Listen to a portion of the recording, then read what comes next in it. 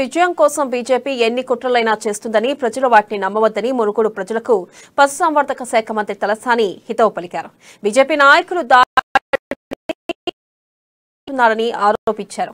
మళ్లీ ఆ నెపాన్ని TRS party మీద నెట్టేస్తున్నారని మండిపడ్డారు. రాబోయే ఎన్నికల్లో ఓటమి పాలవుతామనే భయంతో ఇటువంటి కుయుక్తులకు పూనుకుంటున్నారన్నారు. ఎవరు ఎన్ని పన్నాగాలు పన్నినా టీఆర్ఎస్ గెలుపు ఖాయమని ధీమా వ్యక్తం చేశారు.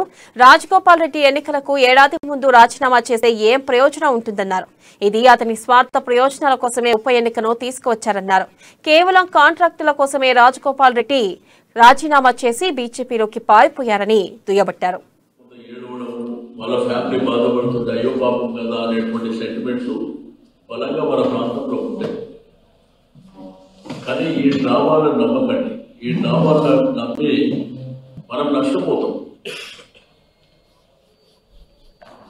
ఎందుకంటే మునుగోడు నియోజకవర్గాన్ని మరి కేటీఆర్ గారు దత్తత తీసుకుంటుందంటే డెఫినెట్గా బ్రహ్మాండమైనటువంటి అభివృద్ధిలో ముందుకెళ్తాం.